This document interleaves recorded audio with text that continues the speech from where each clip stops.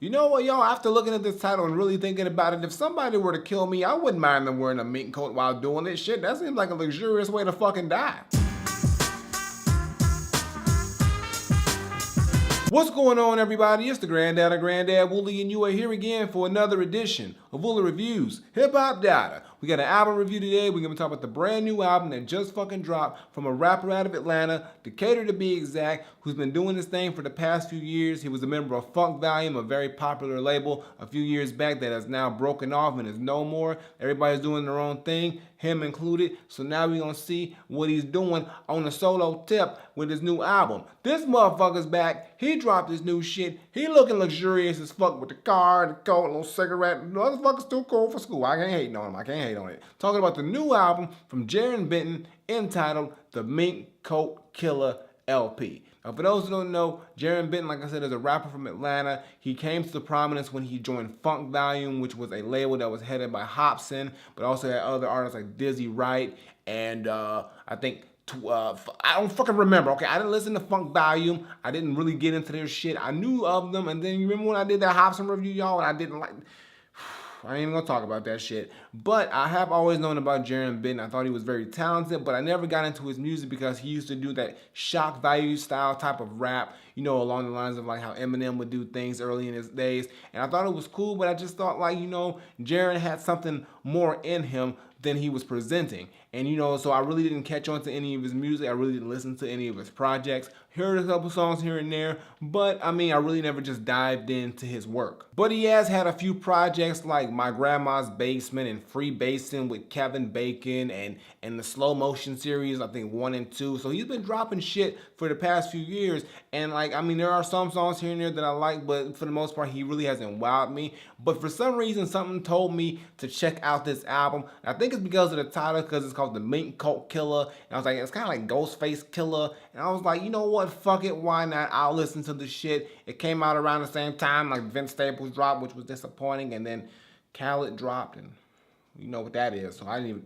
So you know, I was like, fuck it, why not? Let me listen to this shit. So now let's see if I had a good call by listening to this Jarren Benton album, or if it was just I should have just left it alone because I already knew what I was getting into. But goddamn it, maybe people change sometimes. People wear mink coats and change. We gonna see. Let's talk about the shit. Now, when I first put on this album and I tuned into the production, I was shocked, y'all. I was legitimately shocked, but in a very fucking good way. Jarren Benton, his usual albums have always had this modern, really like trappish style production, just like, you know, the regular commercialized shit.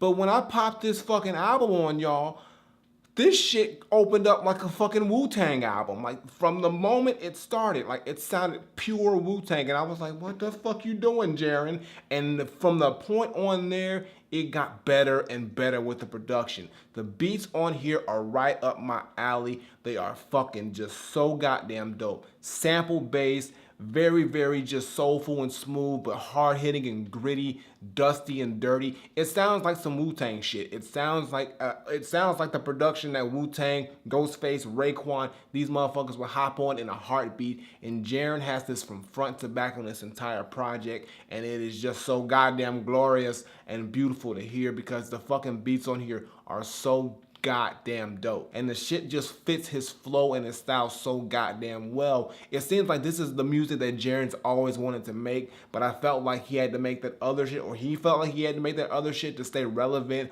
or fit in with Funk Volume or whatever it is. But I really think this is the true Jarren Benton sound that he's always wanted to fucking explore and do, and goddamn it sounds fucking great. And when it comes to the producers on here, he doesn't have that many producers, but he don't need that many producers that are making this many fucking fire ass beats and shit. But yo, hold on, I got him right here. So Jarren Benton, I think, did some production on here, but he's also got producers, Spitzwell on here, who he's worked with before, 8-Track, who else? Who else? Wait, I mean, I think that's somebody else. That's it. And the Coalition. I think that's it. And then I think some other motherfuckers too, but those are the main producers for the most part. And they all goddamn come through with that fucking fire ass production. I mean, y'all, these fucking beats though. I mean, like, if you are into Wu-Tang, if you are into that dusty sample-based production, that real just like boom bap style production, this shit is up your fucking alley. This is fucking top to bottom that shit. And like I said, Jarren Benton just sounds at home on this shit.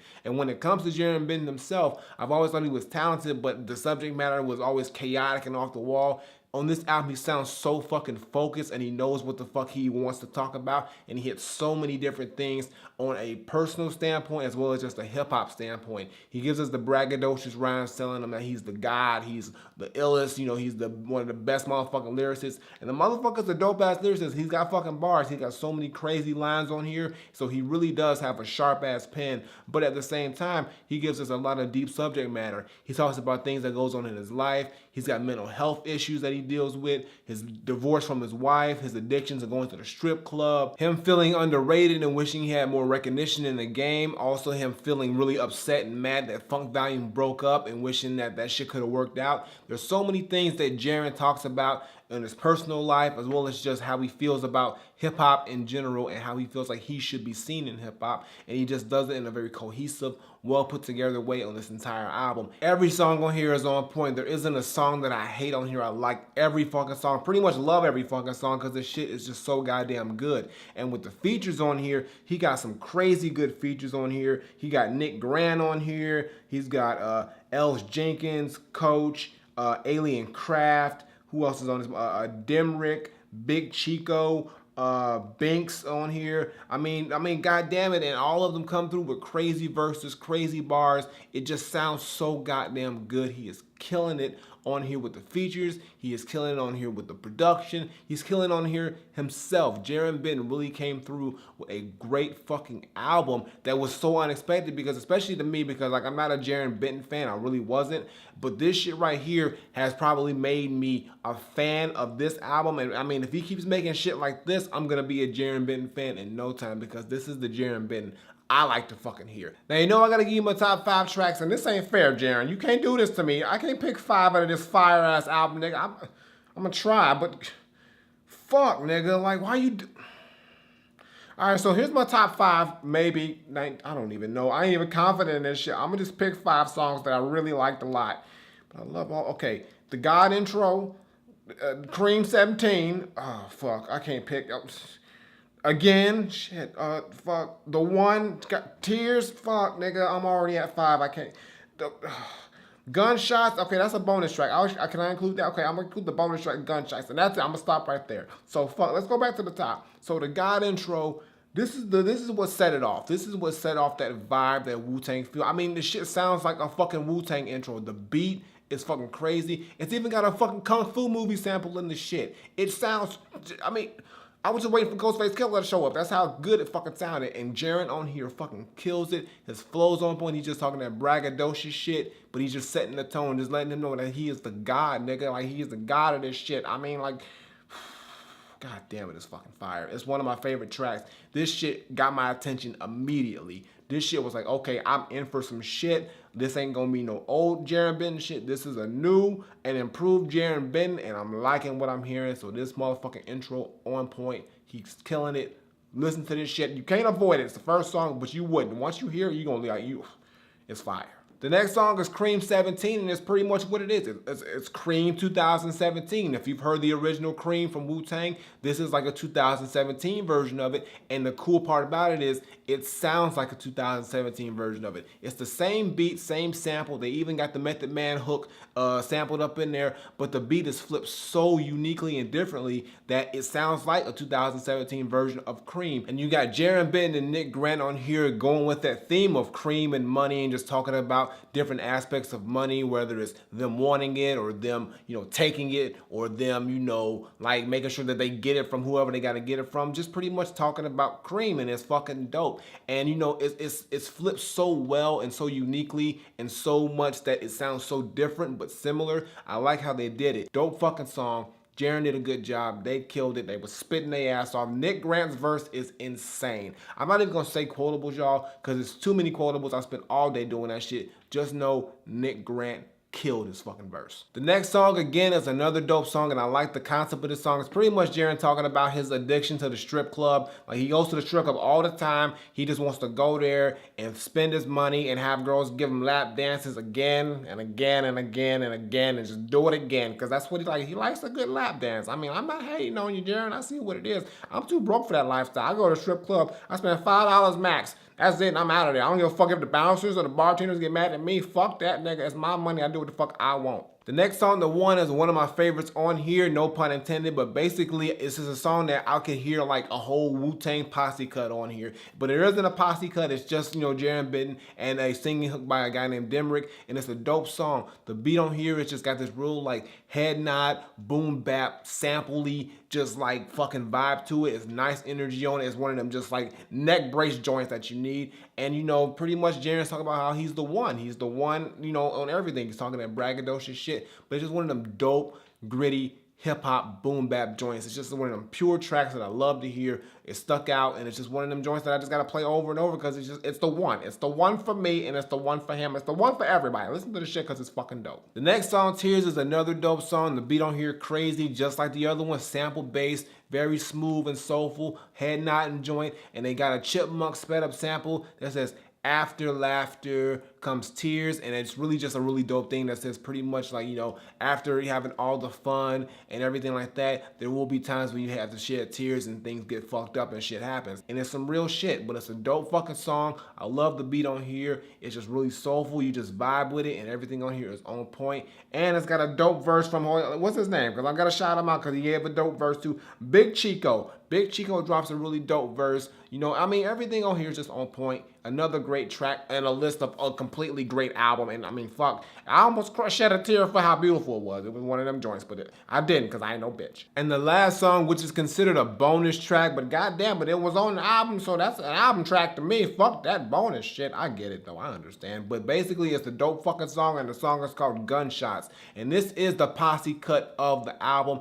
This shit's fucking dope. The beat on here, just grimy and gritty. It sounds like that New York grimy, just gritty banger type shit, and it's so fucking dope. Then you got Terminology on here. You got Chris Rivers on here, Chuck Daly, Jarren Benton. They all coming through doing their damn thing. I think Chuck Daly's doing the hook, and the hook on here is fucking dope as shit. It sounds like this like Jamaican, like Rasta type, just fucking gangster motherfucker on here. It's like one shot, two shot. I'm not even gonna say it. Just listen to the shit because it's fucking dope. Terminology always kills it with a fucking crazy ass verse. Chris Rivers comes in with another dope verse, and Jarren Benton, I mean, he's been killing it the whole album, so why the fuck would he not do it on a bonus track, nigga? He's doing it all over the goddamn place. But this whole album is goddamn dope, y'all. I mean, even if I gave you my top 5, 6, whatever it is, it's pretty much top 15. And then if I ain't even heard the 2 songs on the deluxe edition, but I'm gonna just say them shits are fire too. I don't see why they wouldn't be. So the whole goddamn album is fire. Jarren Benton came through with an amazing album, and I gotta say, y'all, this is one of my favorite albums of the year. It's definitely on my list for the end of the year as one of my top albums. I don't know if it's my favorite album, like number 1, but it's in the running to be at least in the top 5 because this shit is fucking amazingly good. I'm listening to every Jarren Benton album from this point on because this motherfucker killed it. He Mink Coat killed it, to be exact. And I'm gonna play it again right after this shit because it's fucking fire. So my final verdict, I'm not saying that Jarren Benton, the Mink Coat Killa LP, is a fire ass motherfucking album with no flaws at all. All I'm saying is that this motherfucker Jarren Benton came out of left field with a crazy dope Wu-Tang classic hip-hop inspired album that works so well for him. He's really opened up and came into his own as a true artist for what he wants to do with himself. I don't think he's being held back by anything because now he's running the show, and this album shows that he really has a good direction he's going towards if he stays in this direction. So all I gotta say is that for me, Jarren Benton, the Mink Coat Killa LP is 100% Granddad approved. Definitely go check it out. Cop this album, support this dude. He's fully independent now, so we need that fucking money, need that shit. Buy this album because this is a great fucking album. And I'm gonna be playing this shit many more times throughout this year because that shit is fucking fire. But I got nothing more to say. Jarren Benton, the Mink Coat Killa LP is Granddad approved, so go listen to the shit right now and go pick you up a mink coat if you can afford it. If not, get you a fake one. Nobody's gonna know the goddamn difference. Shit, this shit might be fake for all we know. It better not be, Jarren. You better not be faking the funk, nigga. And after all the shit I said about this album, nigga, it better be real. God damn it, it better be fucking real. Flip it. Alright, y'all, that's gonna do it for today's video. Make sure you give me a thumbs up and drop a comment. Tell me what you think of Jarren Benton, the Mink Coat Killa LP. If you've heard it, if you have not heard it, you are sleeping right now. Wake your ass up and go check out this album because it is fucking fire. Beats, rhymes, everything on point. It's the shit. Previous videos on the side some fucking where, as well as my latest single. Check that out, show us some love. And as always, Twitter, Facebook, SoundCloud, Instagram. Links in the description below. And subscribe. Button on the screen, button below. Woolly Reviews twice a week, but it's like my third one this week, y'all. I'm killing it, goddammit, and I ain't stopping, not one fucking bit. As well as Gaming with the Granddad, CDK Studies, Indie Spotlight. All the info is below, and I got nothing more to say. So until next time I take my leave, Granddaughter, Jarren Benton, the Mink Coat Killa LP. This album is fucking fire, dude. Good fucking job. You've made me a believer. If you got any extra mink coats, holla at me, because I could use one. I'll probably end up selling it, because, nigga, I'm broke. Shit, there's a pawn shop down the street, and I need that cash. So, but if you got it, though, shit, I will take it. I'm out of here.